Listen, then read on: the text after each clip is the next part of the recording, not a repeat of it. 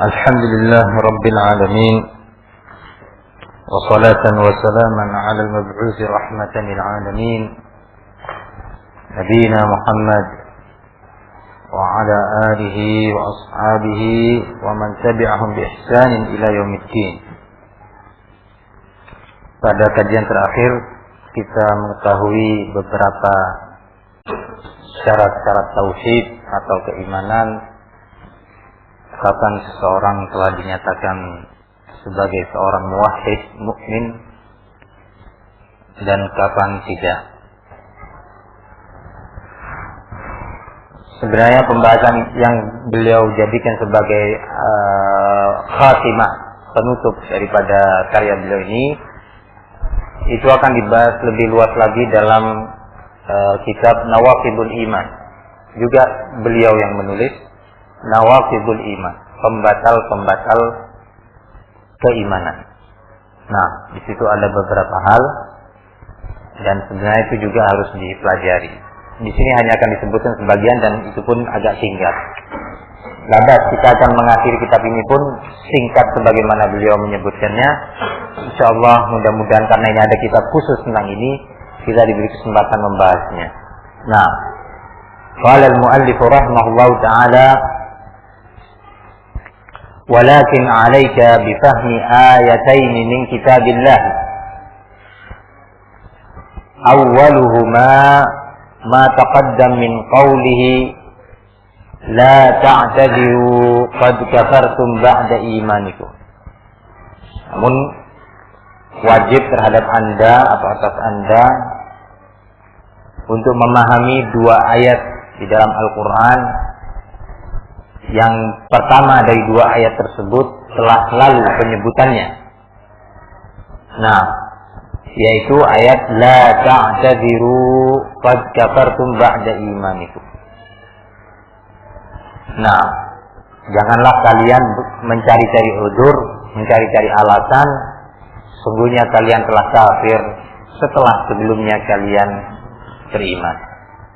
فَإِذَا تَحَقَّقْتَ أَنَّ بَعْضَ الصَّحَابَةِ الَّذِينَ غَزَوْا الرُّومَ مَعَ رَسُولِ اللَّهِ صَلَّى اللَّهُ عَلَيْهِ وَعَلَى آلِهِ وَسَلَّمَ كَفَرُوا بِسَبَبِ كَلِمَةٍ قَالُوهَا عَلَى وَجْهِ اللَّعِبِ وَالْمَزْحِ.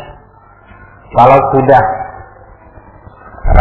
terrealisasi yakin, Anda telah yakin dan paham benar bahwasanya ada sebagian sahabat secara zahir, hati-hati, anna ba'dhu sahabat, sebagian sahabat secara zahir, karena mereka muslimin dan beriman kepada Rasulullah secara zahir. Nah, yang mana mereka ikut di dalam di mana mereka bertempur bersama Rasulullah SAW di dalam penyerangan atau peperangan melawan Romawi. Mereka menjadi kafir dengan sebab sebuah kalimat yang mereka ucapkan. Dalam keadaan mereka mengucapkan bermain-main atau bergurau. Mereka ucapkan kalimat-kalimat tersebut dalam kondisi mereka bergurau atau bermain-main saja, telah menjadikan atau menyebabkan mereka jatuh pada kekufuran. Nah, ini sudah kita bahas tanpa kita ulangi. Tabayyana laka anna alladhi yatakallamu bil kufri aw ya'malu bihi khaufan min naqsi malin aw jahin aw mudaratin li ahad a'zam mimman takallama bi kalimatin yamzahu biha. Maka jelas bagi Anda bahwasanya seseorang yang mengucapkan kalimat kekufuran, diucapkan sudah. Hati-hati mengucapkan kalimat kekufuran atau beramal dengan kekufuran tersebut didasari karena ketakutan, kekhawatiran untuk berkurangnya harta atau berkurangnya kedudukan, atau dalam rangka berbasa-basi. Hal ini tentunya lebih besar dibandingkan seseorang yang mengucapkan sebuah kalimat kekufuran dengan dasar gurauan, dengan dasar bergurau. Nah, wal ayatu tsaniyah,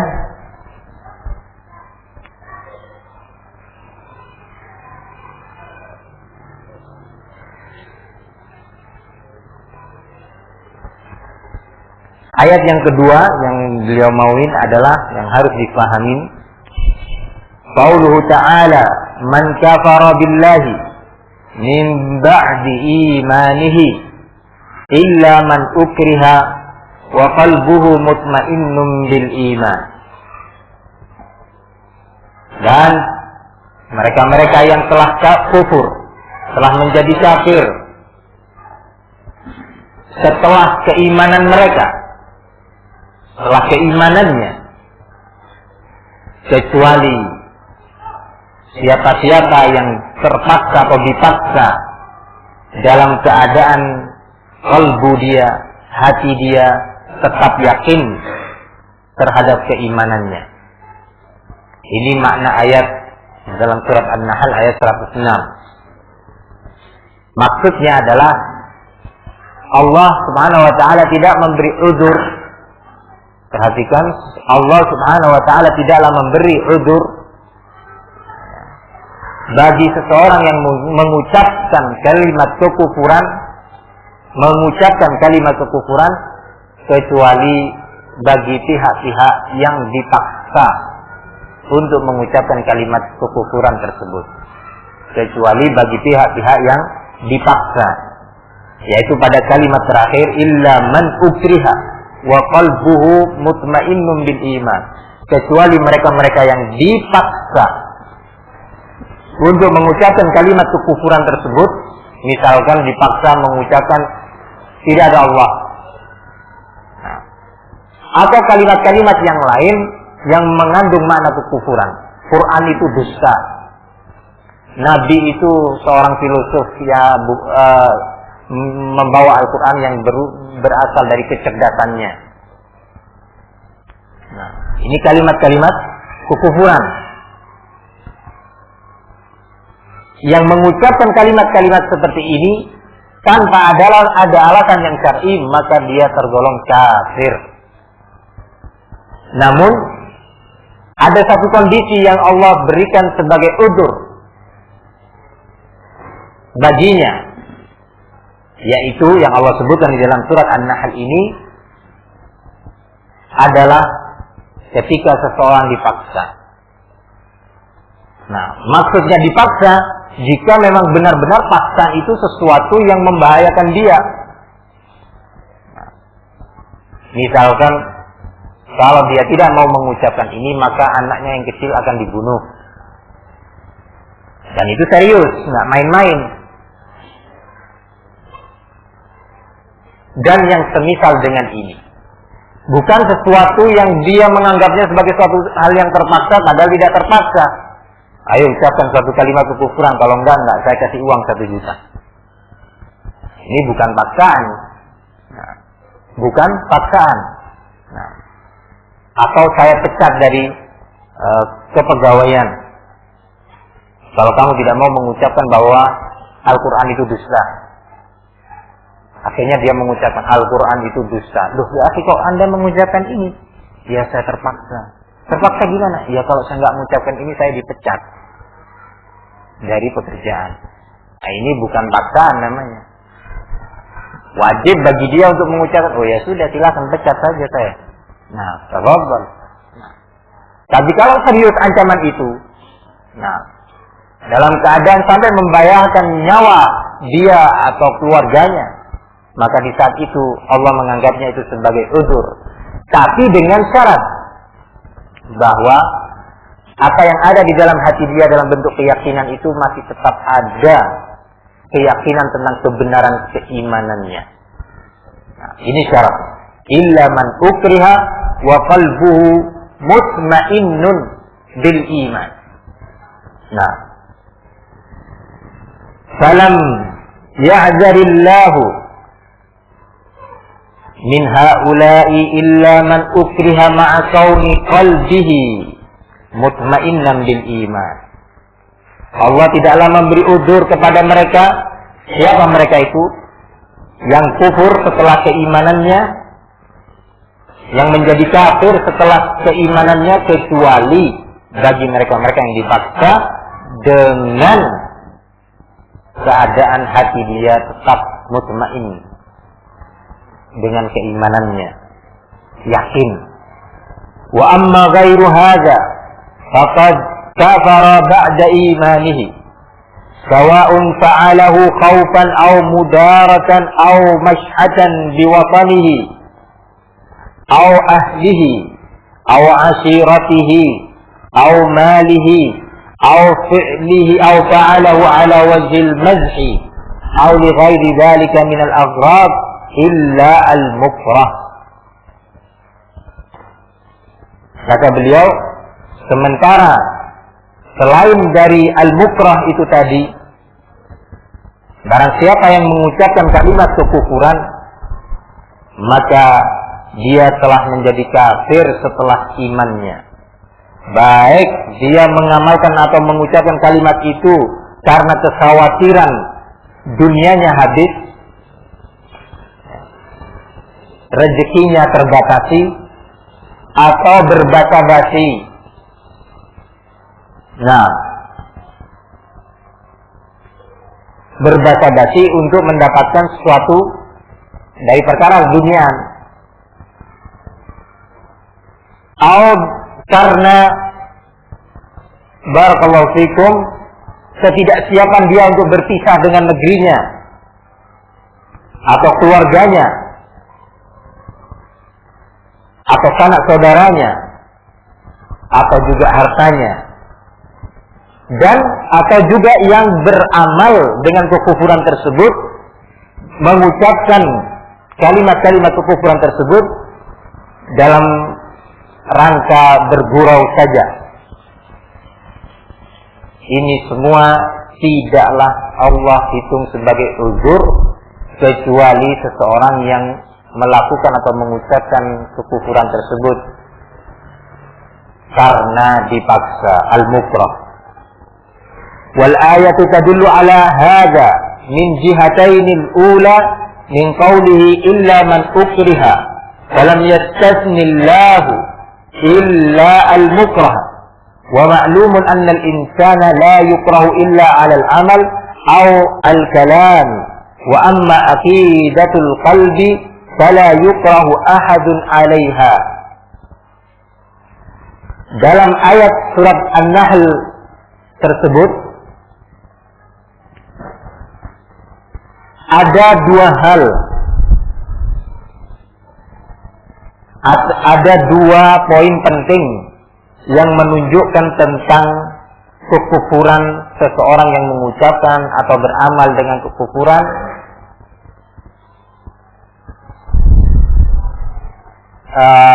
Selain karena dia terpaksa, ada dua hal yang menunjukkan kekufuran, yakni kafirnya seseorang yang mengucapkan atau beramal dengan suatu amalan yang mengandung kekufuran,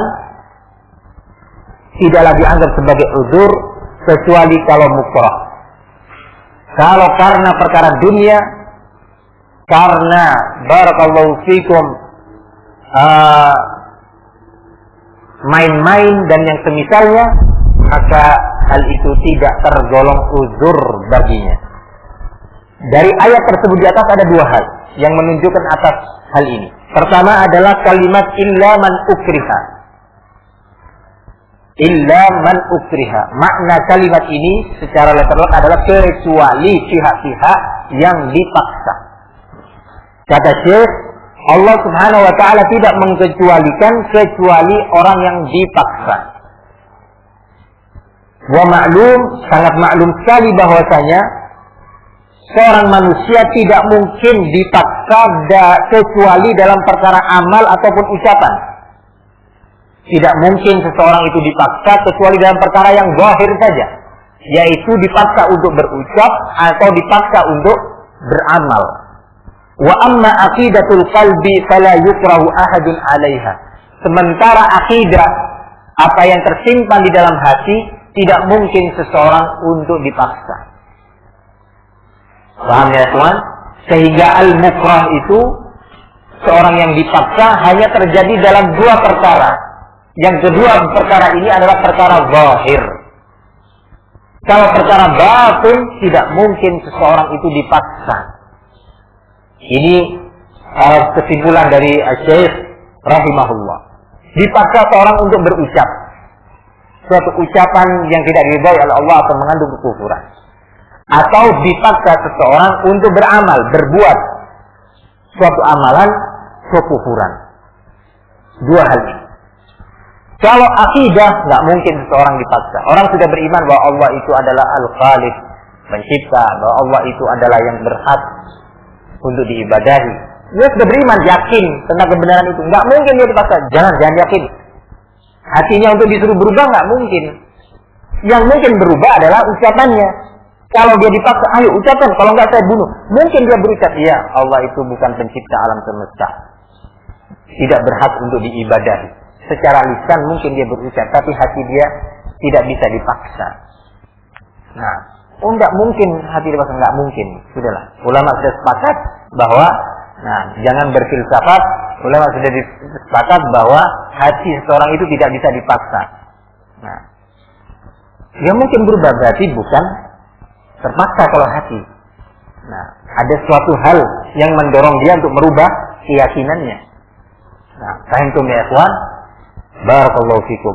Wasaniyatu, poin yang kedua, berkaitan dengan ayat di dalam surat An-Nahl, yaitu pada ayat yang berikutnya, lanjutan dari ayat tersebut. Qauluhu ta'ala, dzalika bi annahum istahabbu al-hayata ad-dunya al-akhirah. Yang menyebabkan dia berbuat kekufuran itu tadi adalah karena mereka lebih mencintai kehidupan dunia dibandingkan kehidupan akhirat. Mendorong dia untuk berbuat kekufuran. Nah, fahimtum ya ikhwan? Fasarraha anna hadzal kufra wal azaba lam yakun bisabab al-i'tiqadi aw al-jahl aw al-bughd lid-din aw mahabbatil kufur. Wa innama sababuhu anna lahu fi dhalika hazzan min hududid dunya fa'atharahu 'ala ad-din. Wallahu subhanahu wa ta'ala a'lam, walhamdulillahi rabbil alamin, wa sallallahu ala Muhammadin wa alihi wa sahbihi ajma'in. Allah dengan tegas, dengan terang-terangan menyatakan dalam ayat tersebut di atas bahwasanya kekufuran yang terjadi pada mereka dan azab yang akan ditimpakan kepada mereka bukan dikarenakan keyakinan, bukan dikarenakan keyakinan dia terhadap kekufuran. Nah, atau tidak pula disebabkan karena kebodohan, dan tidak pula disebabkan karena kebencian kepada agama, dan tidak pula disebabkan karena kecintaannya kepada kekufuran. Tapi apa yang mendorong dia bergurau, bermain-main, dan cinta kepada dunia? Tidak terpaksa, bukan karena bodoh. Kalimat Syekh bukan karena kebodohan, sekali lagi hal ini sangat penting untuk dicatat dan diberi semacam garis tebal. Kenapa?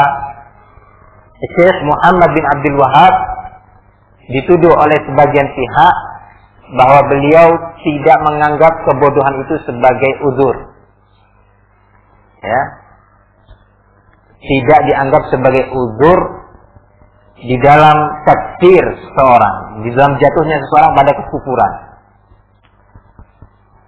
Nah, apakah seseorang yang melakukan kekufuran karena bodoh kemudian dihukumin dia sebagai kafir, atau dinyatakan enggak, tidak bisa dinyatakan sebagai kafir karena dia bodoh, tidak ngerti tentang perkara tersebut, akhirnya dia melakukan atau mengucapkan kekufuran karena kebodohan.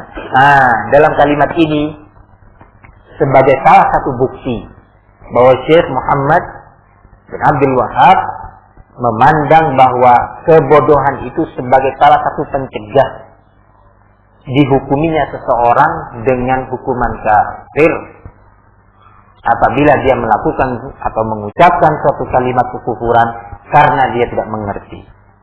Nah, tapi yang sedang dibahas oleh Syekh yang dianggap bukan uzur di sini adalah bermain-main, bergurau, ya. Gurauan. Misalkan berapa orang sedang mau ngejek atau menguji mental kawan-kawannya. Ah, kamu ini sok cinta kepada Nabi Muhammad. Siapa sih Nabi Muhammad? Itu seorang filosof, bukan nabi sebenarnya. Ingin memancing kemarahannya, ya, menguji mentalnya. Dengan cara seperti ini maka dia telah jatuh pada kekufuran. Atau menyatakan kalimat yang lainnya. Kamu ini baca-baca Quran. Kamu ngira Quran ini wahyu apa? Bukan, Quran ini dibuat oleh Nabi. Ingin mancing amarahnya kawannya. Nah, dengan kondisi seperti ini, ya, maka dia telah jatuh pada kekufuran. Nah, ini poin pertama. Atau disebabkan karena kecintaan dia kepada dunia yang berlebihan, sehingga dia lebih mendahulukan dunia dibandingkan perkara keimanan. Nggak bergurau, tapi seperti tadi gambarannya. Nggak mau dia mengucapkan kalimat kekufuran, siap dia melakukan suatu amalan kekufuran karena dia mengejar dunia. Poin ini merupakan poin kedua yang menunjukkan bahwa jika ini kondisi seseorang, maka dia telah jatuh pada kekufuran, keluar dari Islam. Fahimtum ya ikhwan? Fasarra anna hadzal kufra wal azab lam yakun bisababil i'tiqad. Kekufuran ini yang dia ucapkan, yang dia lakukan bukan karena dilakukan dan diucapkan karena keyakinan bahwa kekufuran ini yang benar.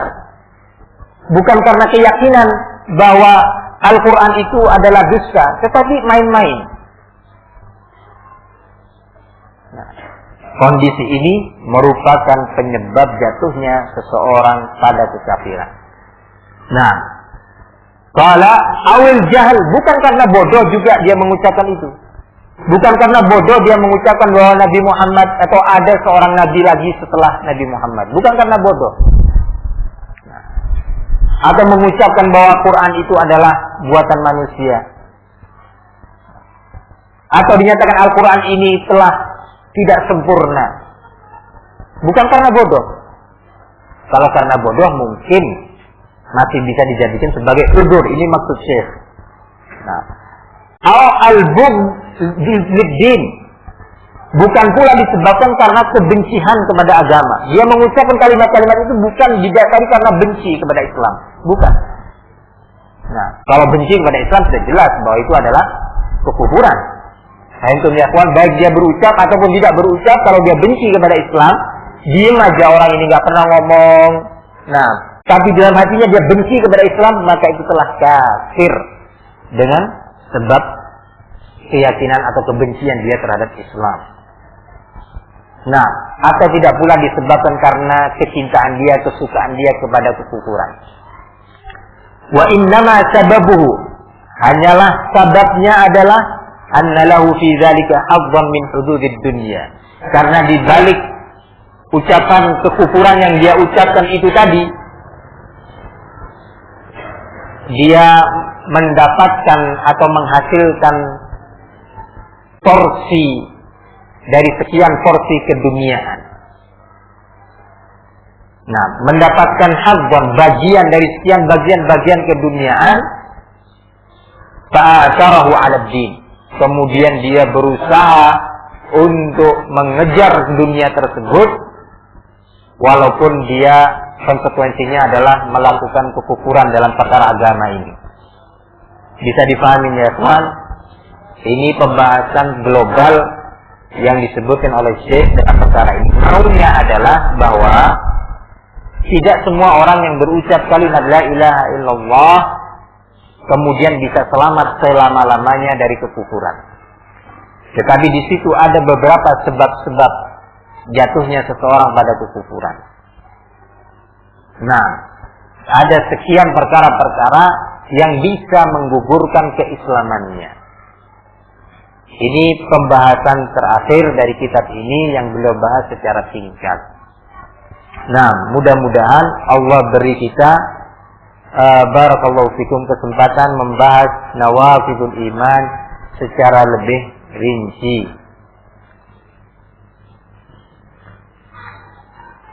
Nah, seperti yang dilakukan oleh Abu Thalib yang mendorong dia untuk tidak mau mengucapkan kalimat keimanan adalah apa? Kecintaan dia kepada dunia, kecintaan dia kepada kerabat, kedudukan, khawatir nama Abu Thalib akan tercela. Kekhawatiran untuk tercela kedudukannya dan martabatnya ini bagian daripada kecintaan kepada dunia.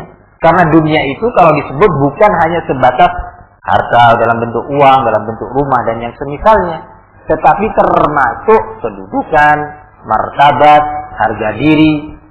Nah, ini semua bagian daripada dunia.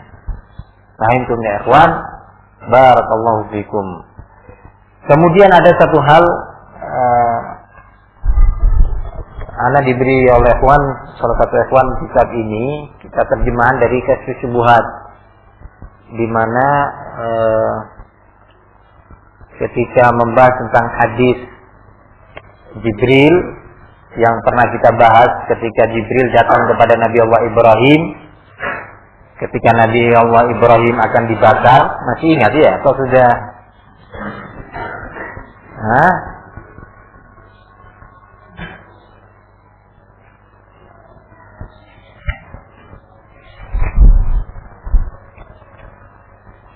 Di mana Jibril menawarkan kepada Nabi Ibrahim alaihissalam tawaran bantuan. Nah, menghadapi kaumnya yang kejam tersebut. Kemudian Ibrahim atau Nabi Allah Ibrahim menolak tawaran dari Jibril alaihissalam. Di mana yang disebutkan oleh Syekh di dalam matan dari jawaban Ibrahim kepada Jibril, ketika Jibril menyatakan, alaka haja, apakah engkau membutuhkan sesuatu ya Ibrahim? Ibrahim menjawab, amma ilaika fala. Kalau bantuan itu dari engkau, maka aku sama sekali nggak butuh. Nah, ini jawaban yang dinukil oleh Syekh Muhammad bin Abdul Wahhab. Kemudian disebutkan gimana katanya kisah ini maudhu. Maudhu itu artinya palsu. Kok bisa disebutkan di sini di dalam terjemahan dari Darul Haq. Nah, Darul Haq ini adalah salah satu penerjemah milik Muassasah Hizbiyah As-Safwah, muassasahnya Khawarij.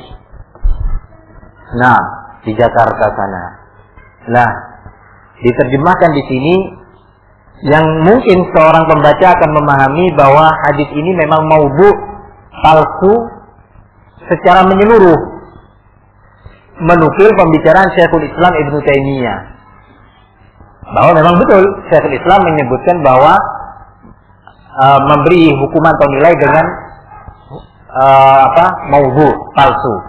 Tetapi perlu diketahui bahwa yang maudhu itu bukan hadis ini secara menyeluruh, tetapi yang dinilai maudhu oleh Syekhul Islam Ibnu Taimiyah rahimahullah adalah pernyataan yang dinisbahkan kepada Ibrahim alaihi salam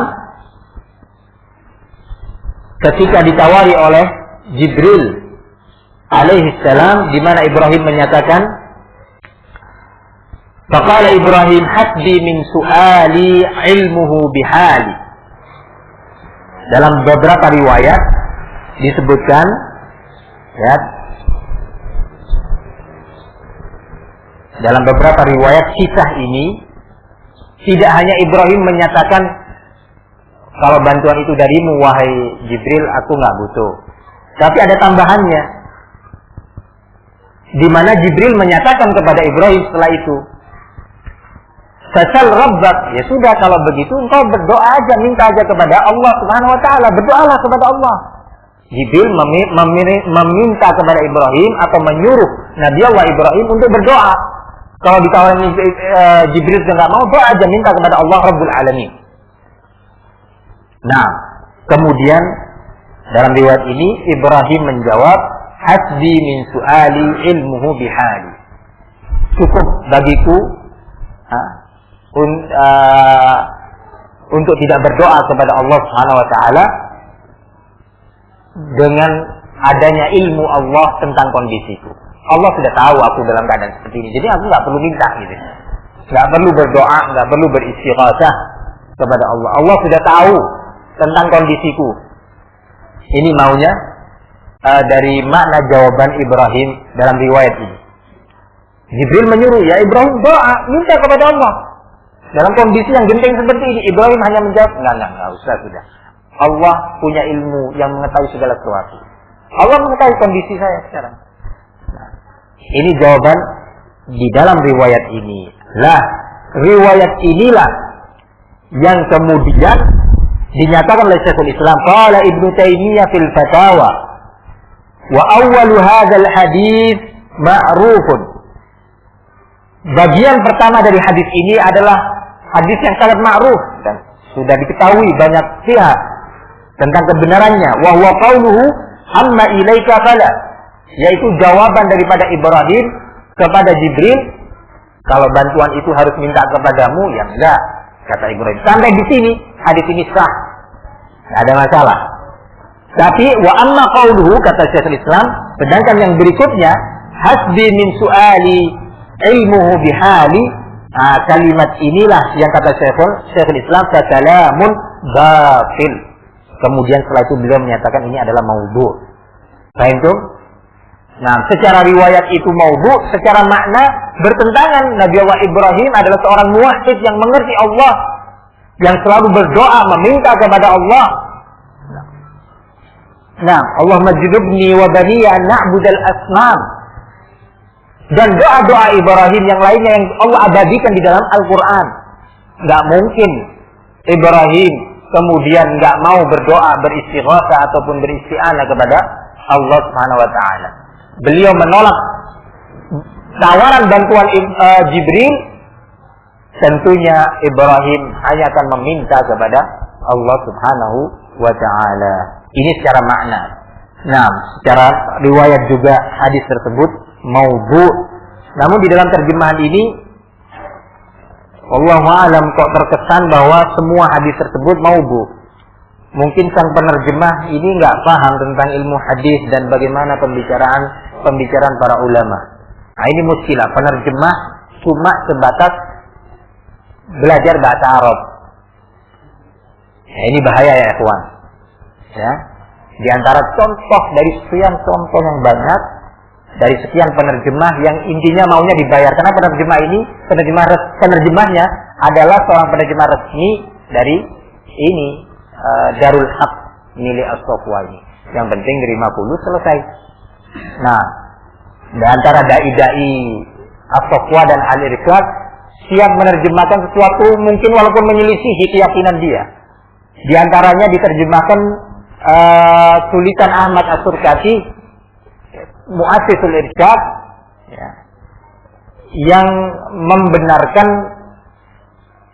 penggunaan ilmu hisab di dalam penentuan masuk dan keluarnya bulan Ramadan. Nah, padahal kita yakin dia sendiri menentang itu. Di mana As-Surkati di sini membantah habis hadis-hadis tentang ru'yah dalam pengertian bahwa ini dulu nggak bisa diterapkan sekarang sudah. Sekarang ini sudah berkembang. Nah, al-muhim dibantah oleh As-Surkati dengan filsafatnya yang kemudian diterjemahkan oleh salah satu dai mereka. Nah, dan itu disebarkan oleh Al-Irsyad. Nah, barakallahu fikum. Ini ya ikhwan, kalau seorang itu terfitnah dengan dunia. Kalau dia tidak terfitnah dengan dunia dengan tugas, oh enggak, afwan, ana enggak mau menerjemahkan ini karena ini mengandung kesesatan. Atau boleh saya terjemahkan tapi saya kasih footnote.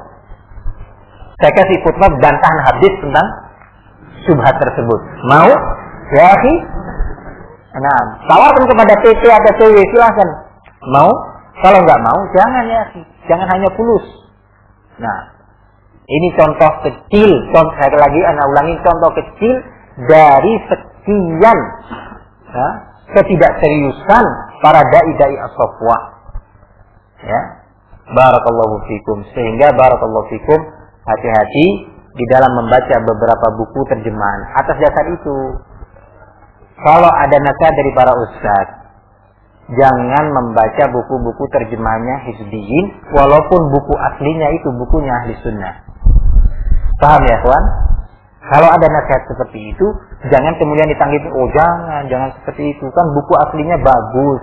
Ya, yang nggak baik kita buang, yang baik kita ambil. Buktinya banyak kita nggak bisa membedakan mana yang baik, mana yang tidak. Ini manhajus salaf, ya, ini manhaj ahli sunnah sejak zaman sahabat sampai hari ini. Barakallahu fikum. Sekali lagi anak ulangi, ini salah satu contoh kecil. Kalau bukunya Imam Samudra sudah jelas teroris, nggak akan kita baca, kan begitu. Nah, atau bukunya Sirajuddin Abbas yang jelas-jelas membela sufi dan membantah dakwah ahli sunnah, nggak akan kita baca. Tetapi yang jadi fitnah kepada sebagian salafiyin, kepada ikhwan-ikhwan thayyibin yang baik-baik itu seperti ini.